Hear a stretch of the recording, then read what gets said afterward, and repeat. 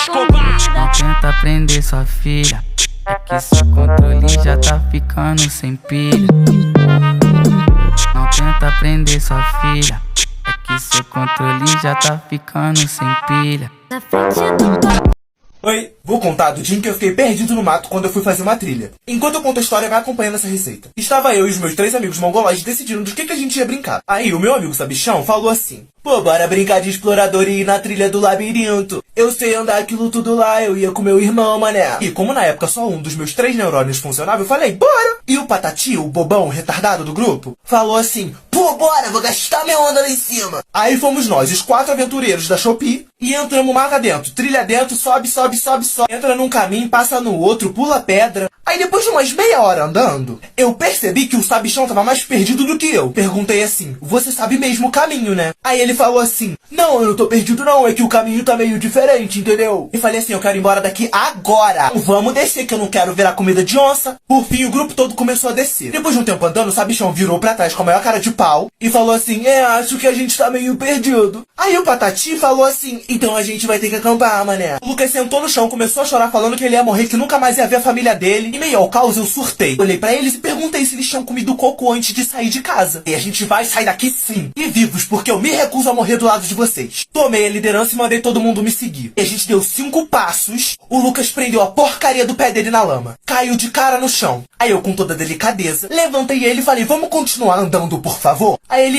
mas eu caí. Eu falei: não interessa. Nisso, lá no fundo, eu comecei a escutar um barulhinho de água. Segui a direção do barulho e achei um pequeno córrego. Aí eu pensei: se a gente seguir esse fluxo aqui, uma hora a gente vai chegar na civilização. Por fim, a gente já tava em outro bairro, mas a gente chegou em algum lugar. Eu passei a ter ódio de trilha. Sabe quando que eu fui fazer trilha de novo? 3 dias depois com as mesmas pessoas.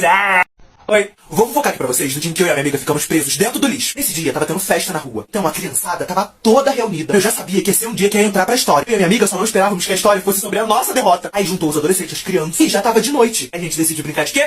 De pique-esconde. Tava com o Zezinho e ele foi lá contar pra todo mundo se esconder. Aquela criançada invocada começou a correr e se esconder nos melhores lugares. Minha amiga não era devagar só na mentalidade, ela era devagar em tudo. Aí eu e minha amiga correndo, ela arrebentou o chinelo. Mas a gente não desistiu não, porque a gente é pobre, mas a gente não é fraco. Eu só não vou falar o nome dela, porque não é uma história muito agradável. E ela vindo, no pisa raso, pisa fundo, pisa raso, pisa fundo. Resumindo, quando a gente chegou na melhor parte da rua, todo mundo já tava escondido em algum lugar. O menino que ia vir procurar já tava terminando a contagem dele. Minha amiga olhou pra mim e falou assim: vamos entrar nessa lixeira aqui, só tem papelão aqui dentro. A gente, pelo amor de Deus, entrar numa lixeira. Negócio tudo sujo, fedendo. Mas eu entrei, porque eu era competitivo. Aí a gente subiu num banquinho que tinha do lado e pulamos dentro da lixeira. E realmente só tinha papelão no fundo, aí a gente ficou lá, né, evitando encostar na parede nojenta. Quando a gente tava abaixadinho, só esperando o menino passar pela gente, pra gente sair correndo e se salvar, a gente escuta um barulhinho assim, ó. Sabe o que era, gente? Uma ratazana! Mas antes de continuar a história, eu vou abrir o Reels pra colocar uma música adequada, né? E olha só que legal! Usuários novos e antigos têm 50% de desconto na adesão. E se você, assim como eu, gosta de ouvir músicas com altíssima qualidade, vem pra isso! Basta você clicar no link que tá na minha biografia e utilizar o meu código. Mas não perde tempo não, tá? Que é limitado. Voltando à fofoca, a minha amiga tinha pisado numa ratazana que tava por baixo do papelão. Eu e minha amiga vimos aquele ser maligno correndo no nosso pé, rodopiando dentro daquela lixeira. A gente não pensou 2 vezes em sair correndo dali. Mas a lixeira era muito alta. E no nosso desespero a gente não conseguiu sair dali. Aquela capivara disfarçada de rato começou a ficar estressada. Em vez de correr da gente, tava querendo subir na gente. Começou a gritar desesperado, tentando pular, se sacudir assim. O povo da rua começou a aglomerar perto da gente, achando que era alguma brincadeira que a gente tava fazendo ali. Uma minha amiga tava muito desesperada, toda descabelada já. Eu falei assim: me ajuda. Ela me deu um impulso, eu consegui sair da lixeira. Mas no desespero eu não raciocinei que era só eu dar o banquinho pra ela sair. A casana ela fazendo aquele barulho. A gente ajudou pros moleques que tava com a gente e a gente tombou a lixeira. Aí foi o lixo pro chão, o papelão pro chão, a minha amiga e a ratazana. A gente batia o pé pra aquele bicho e ele não saía correndo. Ele levantava assim, ó, e ficava olhando pra gente. Fazia um barulho alto, sabe? Eu acho que aquilo ali. Aí os adultos ficaram rindo da gente, né? Na nossa situação, porque a gente tava todo sujo, um fedor daquela lixeira. Mas no final deu tudo certo. Só que não. No período em que a gente tava sapateando dentro da lixeira fazendo escândalo, chamaram as nossas mães. Minha mãe veio com toda a delicadeza e me levou pra casa. A mãe da minha amiga só cruzou os braços assim na frente da rua e falou assim: passa agora. Eu nunca vi a minha amiga correr tão. Depois disso, o pessoal da rua ficou chamando a gente de dupla da Condep. Oi, enquanto a receita passa, eu vou fofocar pra vocês do dia em que a professora zerou a prova da metade da minha turma. O pessoal da minha sala, quando chegava a semana de provas, tinha um grupinho no WhatsApp, aonde seriam passadas todas as respostas da prova. Só quem não participava desse grupo eram os nerds, porque eles eram fofoqueiros, cínicos e queridinhos dos professores, iguais a mim. E além dos nerds, tinha uma menina também. Eu não vou falar o nome dela, porque de vez em quando ela vê o meu stories no app vizinho, mas não me segue não, sonsa. E lá eu dou complemento das histórias aqui. Aí ela vai saber que eu falei dela e vai ficar muito bolada. Larissa, gente! gente. A dona Márcia não tava mais aguentando a gente. Aí colocou essa menina na nossa turma. Qualquer A que a nossa turma fizesse, a diretora já estava sabendo. A professora que ia aplicar a prova naquele dia, eu já falei o nome dessa professora aqui e contaram pra ela. Mas não deu em nada e eu vou falar de novo. É a Alessandra. Ela tava suspeitando da minha turma. Porque ela dava matemática. Ela era uma professora enjoada, chata. E a gente só tava tirando acima de 8 com ela. E ela sabia que a gente era burro. Então não tinha como tirar mais de 8. No momento em que ela começou a suspeitar, ela conversou com a Larissa. A Larissa, aquela bocuda, contou pra professora que a gente tava mexendo no celular na última prova. Como eu era um nerd bagunceiro, eu já tinha me ligado. E falei assim, vai todo mundo se ferrar, quer ver? Gente, não deu outra. Ela passou a prova, cagou, deixou todo mundo colar. Tirando os nerds, eu, a Larissa e uma amiga minha que eu tinha avisado, todo mundo colou. E sabe o que aconteceu? Era uma prova toda de múltipla escolha e ela fez uma prova única pra todo mundo. Ou seja, as questões que tinham na minha prova e na de todo mundo eram únicas. Ninguém mais naquela sala tinha a mesma questão. O povo que colou zerou a prova. E no dia de entregar a prova, o professor olhou pra gente, falou o nome das 8 pessoas que não tinha zerado a prova e que o resto da turma ia ter que fazer uma recuperação porque todo mundo zerou. E uma das coisas que ela falou pra minha turma é que nem pra colar a gente servia. E era verdade! Oi! Enquanto a receita passa, eu vou contar a maior briga que eu já vi na minha vida. Estava eu na cozinha perturbando a cabeça da minha mãe, falando que eu queria me mudar daqui. Só que enquanto eu fazia um show de drama pra minha mãe, a música parou. Eu ouvi uma mulher gritando assim, ó. Ela tá achando que ela tá falando com quem? Nesse momento, toda a vontade de não morar aqui foi embora. Respirei o espírito de fofoqueiro. E eu analisei o campo de batalha pelo buraquinho do muro da laje. Aí, graças a Deus, na frente da minha casa foi onde as duas mulheres se encontraram. Uma delas estava com o neném no colo, mas isso não foi motivo pra ela parar de gritar. E a outra só ficava aqui, ó, jogando o cabelo e falando, e aí? Vamos resolver. Só que não ficou só nisso. A família das ambas oponentes começaram a chegar. Então, em questão de segundos, tinha mais de 20 pessoas na rua. Aí a barraqueira amamentadora falou, eu só não resolvo com você porque eu tô com uma criança aqui. Nisso, o primo da jogadora de cabelo pegou e falou assim, então tira a criança da confusão. Pegou a criança e ficou com ela e falou, deixa comigo. No instante em que a criança foi retirada, eles fizeram igual um imã, ó. Bum! Um puxa-puxa. Elas embolaram firme. Nisso, foi família contra família, porque eles começaram a brigar também. Era voadora pra um lado, puxão de cabelo do outro, uma latição de cachorro, choro de criança, uma gritaria, uma decadência, uma confusão generalizada. Uma maravilha. Por fim, separaram as duas oponentes. Cada uma ganhou um prêmio. Rebelês estava com um tufo de cabelo da matriarca. A matriarca estava com um pedaço de roupa da Rebelês. Aí as duas famílias se separaram, foi uma pra cada lado. Só que como um telespectador eu fiquei indignado. E não teve conclusão da história. E ninguém resolveu nada. Aí eu em choque com a situação entrei dentro de casa, né? Aí minha mãe, como uma mulher centrada que odeia confusão, sensata e pacificadora, falou assim, me conta tudo. E o que eu fiz? Contei. Né?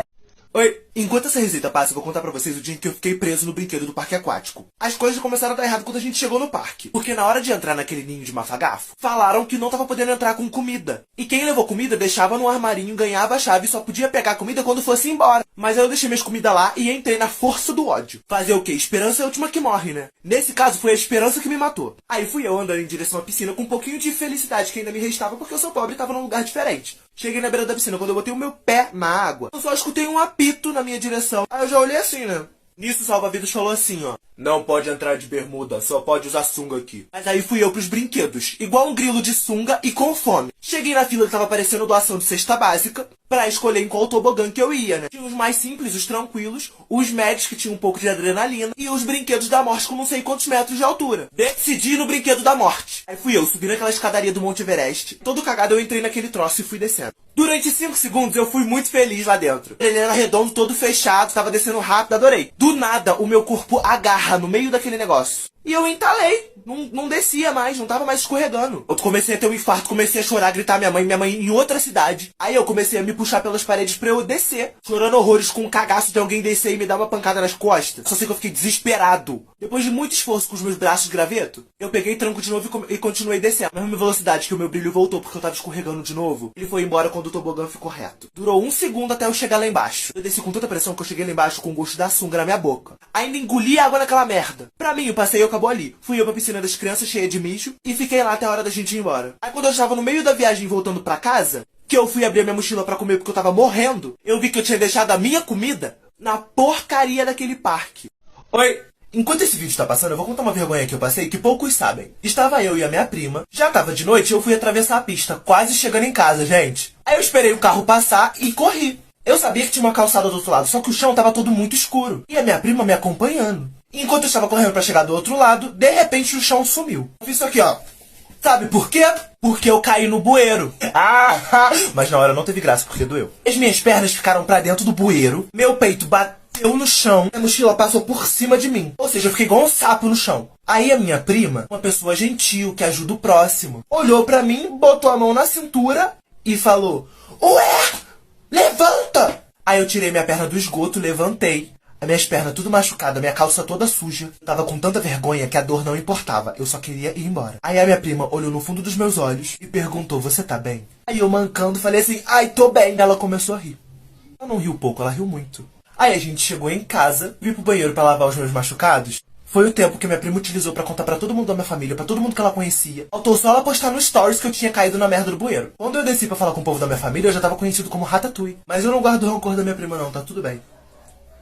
Oi! Enquanto a receita vai passando, eu vou contar pra vocês o dia que o meu professor teve um surto. A minha sala definitivamente era a pior da escola. Só tinha gente maluca e estranha. E nesse dia em específico, tava todo mundo com fogo. Era riso, era fofoca, era música, era briga, era dança. Aí teve uma troca de professores e entrou o professor bonzinho. Só que geral tava cagando pra aula dele. E simplesmente fingiram que ele não tava lá. Aí a menina do fundão incorporou o espírito da escola de samba, começou a cantar e fazer batuque na mesa. E o povo do fundão começou a animar e cantar e bater junto. O professor calado, escrevendo no caderninho dele. A sala tava parecendo aqueles bailes do Rio de Janeiro. E eu na minha mente assim, ó: vai dar merda. Aí o professor calmamente se levantou, botou a mão aqui assim, ó, e falou: eu vou contar até 3. Quando ele ia falar o 2, ele já explodiu. Ele pegou o livro dele e bateu no quadro. Pá, pá, pá. Aí a música parou. O cara que tava rebolando, se remexendo, foi se remexendo devagarzinho pro seu lugar. Ele tava gritando, fofocando, calou a boca. E ele começou a humilhar todo mundo. Aí ele falou: eu desisto de dar aula pra vocês. Só que antes de eu sair,